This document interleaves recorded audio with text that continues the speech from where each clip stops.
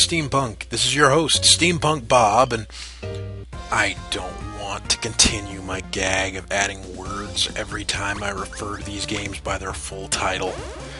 I know it's partially intended as a joke, but Penny Arcade Adventures on the Rain-Slick Precipice of Darkness Episode X is still really long for a title that offers no real good hooks to shorten it.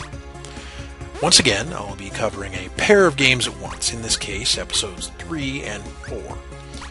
Now, as you may recall from my first episode in the series, covering episodes 1 and 2, the ones developed by Hothead, I'm not a fan of most Chthonic Stories or Penny Arcade. I also found the games to be quite enjoyable despite those potential sticking points, mostly due to the fun, highly interactive Mario RPG-style combat. After episode 2, Hothead and Penny Arcade had some sort of falling out, and the second half of the tetralogy was made by Zeboyd Games, who made the very fun Cthulhu Saves the World.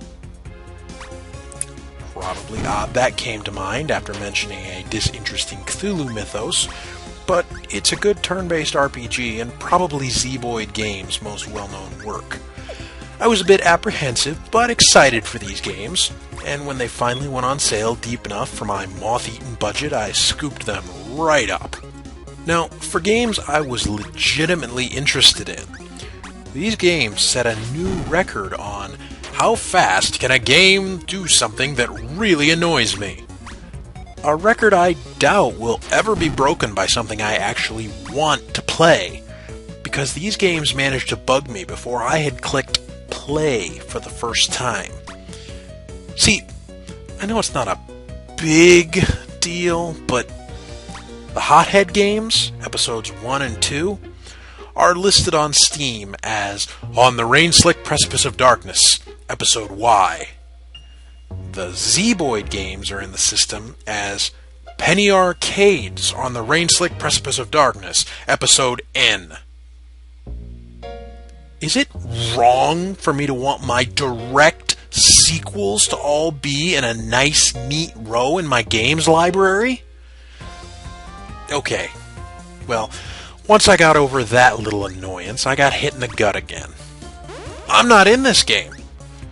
I'll admit, that was something I didn't expect when I booted up the first game, but it was pretty great to be a garden tool-based badass for 2 games. While it was a bit of a surprise, it didn't take too long to see why this particular change was made. By working entirely with non-player created characters, they could easily work on the interactions between them, crafting a more directed story. For example, one of the major characters we work with is Moira, Tycho's ex-wife. The way she treats the other characters, especially Tycho, is much more interesting than following an Afghan cap. That's ageless, faceless, gender-neutral, culturally ambiguous adventure person. I mean, it's not like you got deep decisions to really define your character in the first 2 episodes. Giant robot stepped on your house, and these 2 guys are going to help you kick its ass.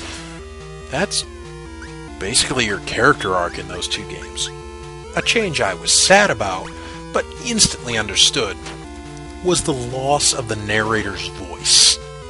In the first 2 games, the narrator had a really great voice, and his reading part of the Quartet of the Dusk of Man, the poem around which the entire story turns, was one of the most imposing parts of the first couple episodes. Here, the quartet shows up, especially the relevant verse for the chapter, but you read them yourself.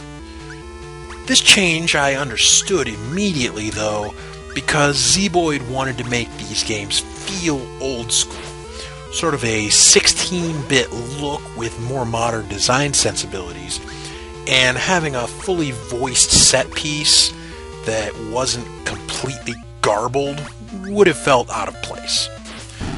Now, back to my original topic. I was a bit worried about these games failing to measure up to the highly interactive visceral combat I got from the first 2 episodes. As I said in the original episode, Zeboyd makes good RPGs, but they make standard RPGs. So let's just examine the combat right away, shall we? First up, the game uses a job system for character development, which I wholeheartedly approve of. I love having that kind of flexibility in building my team, whether for individual trouble encounters or just in general. The system gets another gold star for achieving a solid job system without removing each character's sense of identity. Each character has different base stats and basically a job attached to them. For example, Gabe always has the brute job. Moira is always a gumshoe. No matter what other abilities you give either of them, they will always have access to those class abilities, and nobody else ever will. The combat is also much deeper than Zeboyd's previous outings. It reminds me a lot of a simplified version of Grandia's combat, given that field positioning doesn't matter. For those who don't know, see this bar at the top of the screen?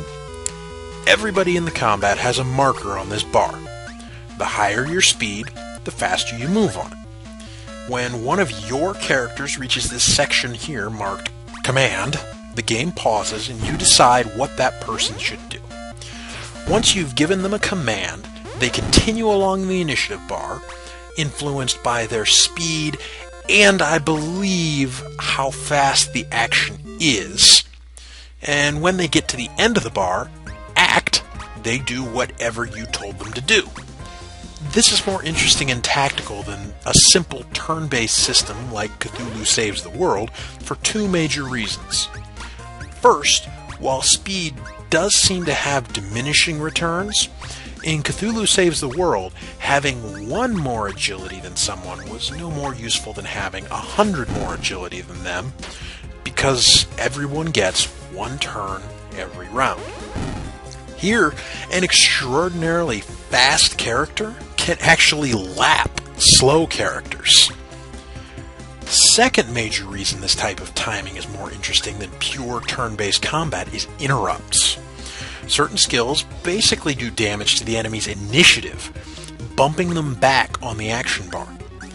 In fact, if you interrupt someone between calm and attack, you really screw their turn up.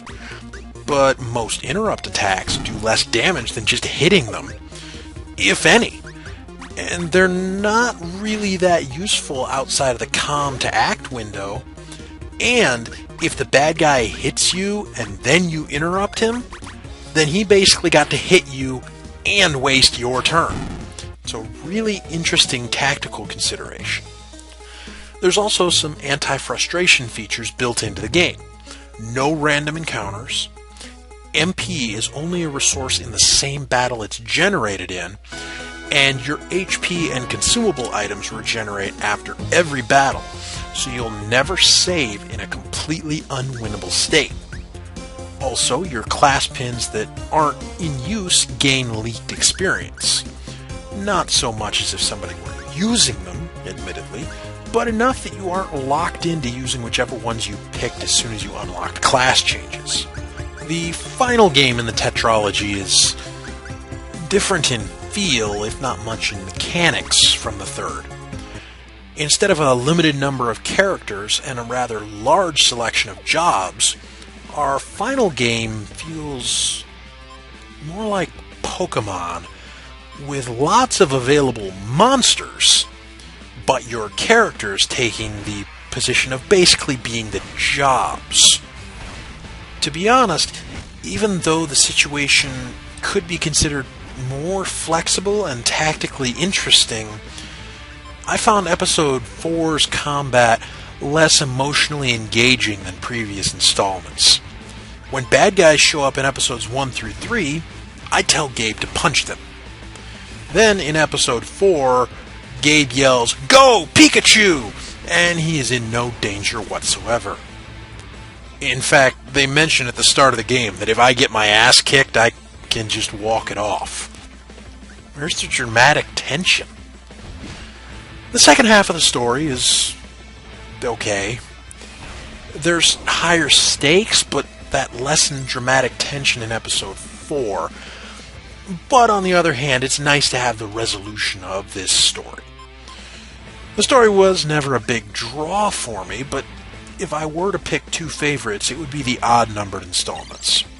In the first, we still have an air of mystery to handle the fact that our major character is an otherwise uninteresting Afghan cap. And in the third, we have fresh, interesting characters to watch interact. The second and fourth just feel less lively. Overall, I like the first half of the tetralogy much better than the Zeboid half. Zeboid makes good, solid, traditional RPGs, but what Hothead started the series with gave us so much more! If you really love Penny Arcade or Chthonic types of stories, you will probably love Penny Arcade Adventures on the Rainslick Precipice of Darkness, episodes 3 and 4. On the other hand, if you're like me, they're still above average turn-based RPGs, so the experience doesn't feel like a waste. There's comedy, characterization, and strategy, but there's not timed hits either. And, most criminal, there is no state where an enemy will take bonus damage due to being weak to garden tools. Anyway, this is SteamPunk Bob, out.